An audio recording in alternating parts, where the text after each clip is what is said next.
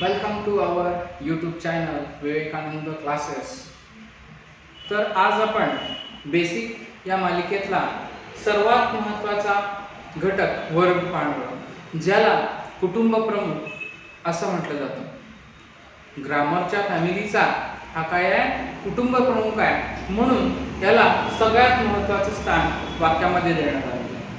जर वाक्यात हा नसेल तर वाक्यच बनू शकत नाही, वाक्य बनू शकत नाही. म्हणून हा अत्यंत महत्त्वाचा घटक आज आपण पाहणार आहोत. तर ह्या घटकाला आपण दोन भागामध्ये पाहावं लागेल, कारण त्याची व्याप्तीच इतकी आहे. सो व्हर्ब म्हणजे काय? व्हर्ब म्हणजे मराठीमध्ये त्याला आपण क्रियापद म्हणतो. क्रियापद या शब्दाचा अर्थ तुम्हाला अगदीच चांगला माहिती आहे. क्रियापद म्हणजेच क्रिया अधिक पद. त्याला तुम्ही 5वी पर्यंत ॲक्शन वर्ड या नावानं अभ्यासलेलं आहे. ॲक्शन मीन्स कृती आणि वर्ड मीन्स शब्द. कृतीदर्शक शब्द अशा सिंपल अशा व्याख्येमध्ये तुम्ही त्याला काय केलेलं? लक्षात ठेवलेलं. ॲक्शन वर्ड झालं. पण ज्यावेळी तुम्ही वरच्या इयत्तेमध्ये शिकता त्यावेळी लक्षात घ्या, तर याची व्याख्या थोडीशी समग्र करावी लागते. बघा, व्याख्या समग्र करावी लागते. म्हणजेच काय होतं? वाक्यात क्रिया दर्शवणाऱ्या व वाक्याचा अर्थ पूर्ण करणाऱ्या शब्दाला क्रियापद असं म्हणतात. वाक्याचा अर्थ पूर्ण करणाऱ्या व क्रिया दर्शवणाऱ्या शब्दास क्रियापद म्हणतात. A word which gives meaning to the sentence and complete the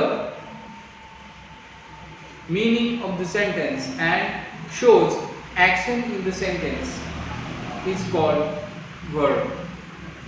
तर वर्ब जो आहे याचे मेन दोन प्रकार पडतात. मुख्य दोन प्रकार पडतात, जसे की मेन वर्ब आणि ऑक्झिलरी वर्ब.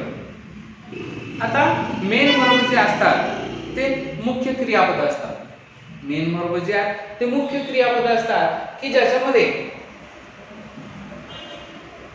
एखादी कृती सरळ दाखवली जाते. आणि ऑक्झिलरी वर्ब किंवा याला आपण हेल्पिंग वर्ब म्हणतो, कारण ऑक्झल या शब्दाचा अर्थच असा होतो की मदत करणार. ऑक्झिल या शब्दाचा अर्थ काय होईल? मदत करणार. मग ही दोन प्रकारची क्रियापद आहेत. आता हे कधी कधी क्रियापदाचं सुद्धा काम करतात. हे जे की ऑक्झिलरी वर्ब्स आहेत, मग ते प्रायमरी ऑक्झिलरीज असू देत किंवा मॉडल ऑक्झिलरी असू देत, काही वेळा ते काय करतात? मेन वर्बचं पण काम करतात. पण ह्या ज्या काही मेन वर्ब्स आहेत यांना मात्र यांचंच काम करावं लागतं. ठीक आहे. सो तो काही आउट ऑफ सिलेबस विषय आहे. तर मेन वर्बचे परत दोन प्रकार पडतात. त्यातला एक आहे ट्रान्सेसिव्ह वर्ब, दुसरा आहे इनट्रान्सेसिव्ह वर्ब. जो मुख्य क्रियापद आहे त्याचे दोन भाग पडतात. एक आहे ट्रान्सेसिव्ह म्हणजे सकर्मक क्रियापद, दुसरा आहे इनट्रान्सेसिव्ह म्हणजे अकर्मक क्रियापद. एक सकर्मक, एक अकर्मक. आता हे काय भानगड आहे? तर ज्या क्रियापदाला अर्थपूर्ण करण्यासाठी वाक्यातल्या कर्माची गरज असते त्याला तुम्ही सकर्मक क्रियापद म्हणता. ज्या क्रियापदाला वाक्याचा अर्थ पूर्ण करण्यासाठी कोणत्याही कर्माची गरज भासत नाही ते असतात अकर्मक क्रियापद. जसं इथं इनट्रान्सेसिव्ह वर्ब आहे. तर आधीच मी अशी दोन उदाहरणं लिहून ठेवली आहेत की ज्याच्यामध्ये पहा ट्रान्सेसिव्ह वर्बचं आपण ब्ल्यू मध्ये लिहिलेलं आहे आणि इनट्रान्सेसिव्हचं आपण ब्लॅक मध्ये लिहिलेलं आहे. ठीक आहे. तर पहिलं पहा, ट्रान्सेसिव्ह वर्बच्या बाबतीत पाहू. ट्रान्सेसिव्ह वर्ब जो आहे त्याच्यामध्ये बघा, ईट हे क्रियापद आहे आपलं. ईट हे काय आपलं क्रियापद आहे. मग हे ईट हे क्रियापद अँड ॲपल मुळे पूर्ण होतं. जसं आपण याचा मराठी अर्थ घेतला तर असा होईल, तो सफरचंद खातो. तो सफरचंद खातो. मग सफरचंद वाक्यातून काढून टाकलं, तो खातो. तर काय खातो? लक्षात येत नाही. किंवा त्याचा अर्थ पूर्ण होत नाही. म्हणून हा जो इट आहे हा इंट्रान्सेसिव्ह आहे. हा काय आहे? इंट्रान्सेसिव्ह आहे. सो नेक्स्ट जो आहे, सॉरी बाय मिस्टेक इथं, तर आता आपण पाहू ट्रान्सेसिव्ह वर्ब पुन्हा एकदा. ठीक आहे. सो ट्रान्सेसिव्ह वर्ब म्हणजे सकर्मक क्रियापद ज्याला कर्माची गरज भासते. त्यासाठी आपण एक वाक्य लिहिलेलं आहे जे ब्लू कलर मध्ये लिहिलेलं आहे. ही ईट ॲन ॲपल. याचं मराठी भाषांतर काय होईल? तो सफरचंद खातो. सफरचंद काढून टाकलं त्यातलं तर तो खातो असा अर्थ होईल. त्याच्यामुळे अर्थ पूर्ण होणार नाही वाक्याचा. त्यामुळे आपल्याला काय करावं लागेल? हे वाक्य ऑब्जेक्ट सहित म्हणजेच कर्मासहित लिहावं लागेल. म्हणून त्याला सकर्मक क्रियापद असं म्हटलं जातं. त्यानंतर पुढचा काय आहे? ट्रान्सेसिव्ह नंतर इंट्रान्सेसिव्ह वर्ब म्हणजेच अकर्मक क्रियापद ज्यांना कर्माची गरज नाही. जसं की बघा काही वर्ब्स असे असतात की जे सब्जेक्टला घेऊनच पूर्ण होऊ शकतात. जसं आपण लिहिलेलं वाक्य बघा, ही गो टू स्कूल. तो शाळेला गेला. मग गो ही क्रिया असली, आपली जर गो ही क्रिया असेल तर गो ही क्रिया शाळेवर झाली का? नाही. तर ऍक्च्युअल झाले कुणावर? रोडवर झाली आहे. पण रोड इथं अस्तित्वात आहे का? नाही आहे. म्हणजेच इथं काय आहे? इंट्रान्सेसिव्ह वर्ब आहे. हे काय आहे? इंट्रान्सेसिव्ह वर्ब. आता बऱ्यापैकी तुमच्या लक्षात आलं असेल की ट्रान्सेसिव्ह काय आहे, इंट्रान्सेसिव्ह आहे काय. आता पुढच्या प्रकाराकडे जाऊ, ऑक्झिलरी वर्ब्स. आता ऑक्झिलरी किंवा ऑक्झल म्हणजे मदत करणं हे आधीच आपण चर्चा केली आहे. तर ऑक्झिलरी वर्ब जे आहेत ते मेन क्रियापदाला किंवा मुख्य क्रियापदाला मदत करणारे असतात. जे की मुख्य क्रियापद आहे त्यांना हे काय करतात? मदत करतात, हेल्प करतात. जसं याचे दोन प्रकार पडतात. प्रायमरी हेल्पिंग वर्ब्स किंवा प्रायमरी वर्ब्स आणि helping verbs. Primary helping words असंच त्याला म्हटलं जातं. सो दुसरा प्रकार आहे त्याचा मॉडल ऑक्झिलरी वर्ब्स. आता यामध्ये मुख्य काय फरक आहे? तर यांचा एक विशिष्ट अर्थ असतो. त्या अर्थानुसार याला वापरलं जातं. पण हे बऱ्याच वाक्यांमध्ये एक समान अर्थ गृहीत धरून यांना वापरलं जातं. आता ह्या दोन क्रियापदांविषयी आपण डिटेलमध्ये अभ्यासणार आहोत. या दोन क्रियापदांविषयी आपण डिटेलमध्ये अभ्यासणार आहोत. त्याच्या आधी आपण हे पाहू की मेन वर्ब जे आहे, जसे की तो गो आहे, इट आहे, त्याचे तीन रूप पडतात. याची काय होतात? तीन रूप पडतात. म्हणजेच काय होतात? याला तीन प्रकारे आपण लिहू शकतो. जसं की पहिलं जे क्रियापद आहे त्या पहिल्या क्रियापदाला आपण घेऊ. जसं की समजा ईटचे घेतलं, ईट आहे, ATE ॲट आहे, त्यानंतर ईटन. अशी ही तीन रूप आहेत क्रियापदाची. काय आहे? तीन रूप आहेत. म्हणजे ईट, ॲट, ईटन. काय आहे? Eat, ate, eaten. म्हणजेच ह्या क्रियापदाला तीन रूप आहेत.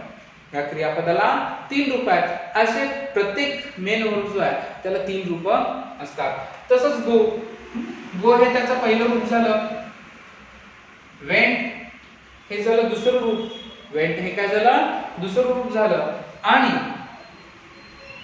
तिसरं रूप हे जे आहे गॉन आहे. तिसरं रूप गॉन. तर अशी बरीच क्रियापदांची रूपं तुम्हाला पाहायला मिळतील. इव्हन तुमच्याकडे एखादं ग्रामरचं पुस्तक असेल तर त्यामध्ये ही भली मोठी लिस्ट तुम्हाला मिळेल. त्याच्यामध्ये तुम्हाला भली मोठी लिस्ट जी आहे ती मिळेल. तर हे आपला अर्धा भाग संपलेला आहे. मेन वर्बच्या बाबतीतलं आपण सगळं शिकलेलो आहोत. मेन वर्ब काय असतो, त्याचे प्रकार काय असतात, ते कसे असतात, त्यानुसार त्यांचे जे शब्द आहेत त्यांची तीन रूपं कोणकोणती असतात. पहिलं रूप, दुसरं रूप, तिसरं रूप, ज्याला प्रेझेंट पार्टिसिपल, पास्ट पार्टिसिपल असं म्हटलं जातं. ठीक आहे. म्हणजेच इथं आता ह्या तिन्ही रूपांमध्ये वाक्य बनतात. मग काळाचा फरक दाखवण्यासाठी हे काळामध्ये ह्या शब्दांमध्ये बदल केलेले असतात। सो आपण आता ऑक्झिलरी वर्ब्स कडे जाऊ, ठीक आहे। आता आपण पाहूया प्रायमरी हेल्पिंग वर्ब्स आणि त्यानंतर पाहू मॉडेल ऑक्झिलरीज, ठीक आहे। तर हेल्पिंग वर्बचे जे दोन प्रकार आहेत आपण ते आता घेऊ। तर आपण आधीच ते लिहून ठेवले। तर प्रायमरी हेल्पिंग वर्बचे तीन प्रकार पडतात। प्रायमरी हेल्पिंग वर्बचे तीन प्रकार पडतात। तर हे सुद्धा प्रकार अर्थावरून पडतात। हे सुद्धा प्रकार अर्थावरून पडतात, जसे की टू बी, आहे, असणे, असे, आहे, एखादी गोष्ट आहे असं। जसं की टू हॅव, एखाद्या गोष्टीची मालकी सांगण्यासाठी याचा वापर होतो, एखाद्या गोष्टीवर मालकी सांगण्यासाठी। आणि टू डू, करणे, केले अशा अर्थाने यांना वापरलं जातं। तर पुढे आहे यात आता प्रत्येकी पास्ट आणि प्रेझेंट पास्ट अशी दोन प्रकारची रूप आपल्याला मिळतात। तर टू बी ची एकूण 5 रूप आहेत। टू बी ची एकूण 5 रूप आहेत, ती आहेत एम, इज, आर, वॉज आणि were. Am, is, are, was आणि वेअर जी आपण इथे लिहिली आहे बघा। एम, इज, आर, त्यापैकी एम आणि इज हे एकवचनी आहे। एम आणि इज हे काय आहे? एकवचनी आहे। एम आणि इज हे एकवचनी आहे आणि आर हे आर हे अनेकवचनी आहे। आर हे काय आहे? अनेकवचनी आहे। एम एकवचनी, इज एकवचनी, आर हे अनेकवचनी। मग यानुसार पास्टचं एक रूप राहिलं वेअर।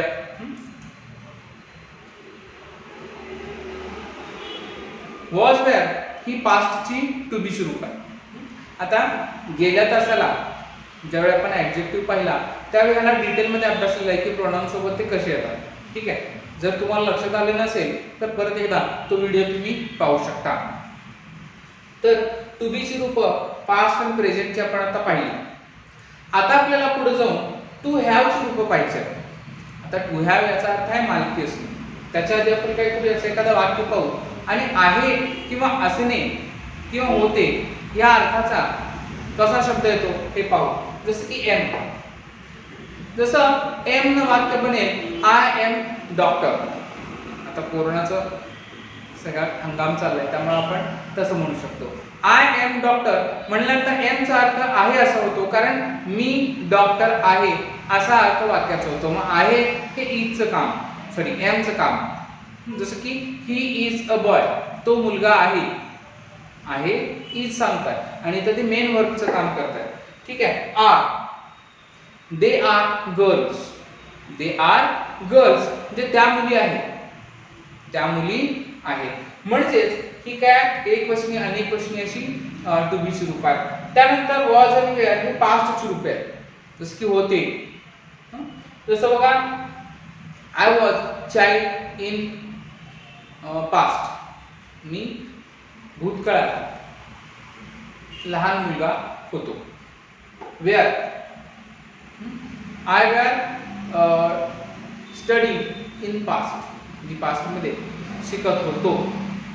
आता हॅव म्हणजे मालकी असणं, जसं की बघा प्रेझेंट साठी हॅव आणि हॅज अशी दोन रूप आहेत आणि हॅव ची टोटल 3 रूप आहेत।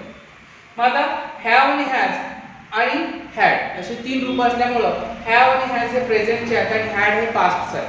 जसे की बघा आय हॅव अ पेन, किंवा मार्कर म्हणू शकतो आपण, चुकीचं ठरणार नाही। आय हॅव अ मार्कर, माझ्याकडे एक मार्कर आहे, म्हणजे याची मालकी माझ्याकडे आहे। हॅज, जसं की शी हॅज अ पेन्सिल, तिच्याकडे पेन्सिल आहे। त्यानंतर हॅड, दे हॅड 4 चिल्ड्रन, त्यांच्याकडं 4 मुलं आहेत किंवा त्यांना 4 मुलं आहेत, हॅड म्हणलं जातं। बरं, आता त्यानंतर येतं टू डू चं रूप। आता हे खूप महत्त्वाचं रूप आहे, कारण ग्रामरमध्ये बऱ्याच वेळा ह्याला लिहावं लागतं। म्हणजे ज्यावेळी कर्ता नसतो, कोणतंच क्रियापद आणि त्या क्रियापदाविषयी सहाय्यकारी क्रियापद नसतो त्यावेळी हे घ्यावे लागतात। In absence of any helping verb we use this 3 helping verbs.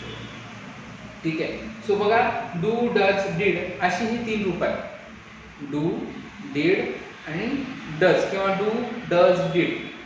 तर यातले डू आणि डज हे काय आहेत? हे 2 तृतीय पुरुषी एकवचनी सर्वनाम. हा नाही, हेल्पिंग वर्ब्स. तृतीय पुरुषी एकवचनी काय ही हेल्पिंग वर्ब्स म्हणजे सहाय्यकारी क्रियापद आहे. मग त्यातलं डू आणि डज हे प्रेझेंट साठी वापरलं जातं आणि डिड जे आहे ते पास्ट साठी वापरलं जातं. जसं यांचा अर्थ होतो करणे किंवा केले. जसं की ही डू हिज होमवर्क, त्यानं त्याचा होमवर्क केला. डज जसं की इट डज दिस, त्याने ते केलं. डिड जसं की पहा did I did my lunch, मी माझं जेवण केलं. संपला विषय, तिथं बंद झाला म्हणजे ते पास्ट मध्ये झालं. अशा पद्धतीनं ही हेल्पिंग वर्ब्स वापरावी लागतात. हे वापरणं किंवा हे वापरता येणं खूप महत्त्वाचं आहे. इंग्रजी भाषा ज्यावेळी तुम्ही शिकता त्यावेळी हेल्पिंग वर्ब्स वापरता येणं हे खूप गरजेचं आहे. हेल्पिंग वर्ब्स वापरता येणं गरजेचं आहे. त्याचबरोबर तुम्हाला मॉडेल ऑक्झिलरीचे चांगले उपयोग, योग्य उपयोग माहिती पाहिजे. मग कधी मस्ट वापरायचं, कधी मे वापरायचं, कधी शॅल वापरायचं, कधी कॅन वापरायचं, कधी कुड वापरायचं, हे आपल्याला लक्षात येण्यासाठी आता पुढचा भाग आपण पाहू. तर आता आपण पाहू मॉडेल ऑक्झिलरीज. मॉडेल ऑक्झिलरीज ज्या आहेत त्या विशिष्ट अर्थानं वापरल्या जातात. हा जो शब्द आहे हा वाक्यामध्ये विशिष्ट अर्थानेच येतो, म्हणजेच हा वर्ब म्हणूनच काम करतो. जसं आपल्या हेल्पिंग वर्ब्स हेल्प करण्याचे काम करतात तसे या मॉडेल ऑक्झिलरी वाक्याला एक विशिष्ट प्रकारचा अर्थ देण्याचं काम करतात. जसं शाल आणि विल. आता शाल आणि विल हे 2 असे शब्द आहेत की ज्यांना विशेष असा अर्थ लागत नाही. विशेष असा अर्थ लागत नाही, ते फक्त आणि फक्त भविष्यकाळ दर्शवण्यासाठी वापरले जातात. फक्त भविष्यकाळ दर्शवणं एवढंच त्यांचं काम असतं, शाल आणि विल. आता शालचा वापर कसा करायचा, विलचा वापर करायचा कसा, ते तुम्हाला अगदीच माहिती आहे. तर जर आय आणि वी असेल, आय आणि वी असेल तर त्याच्यासाठी शाल वापरलं जातं. आणि जर बाकीचे असतील जसे ही, शी, इट, यू, दे हे असतील तर त्यांना विल वापरलं जातं. मग असा काय परमनंटली नियम नाही आहे, त्याला अपवाद आहे. तुमच्याकडे जर स्ट्रॉंग डिटर्मिनेशन असेल, दृढ निश्चय असेल तर तुम्ही केव्हाही विल वापरू शकता. म्हणजे आय आणि वी साठी सुद्धा विल वापरू शकता. म्हणजे तुमचं काम डेस्परेटली असलं पाहिजे. ठीक आहे. सो शुड आणि वुड, शुड आणि वुड. तर इथं शुड आणि वुड जे आहे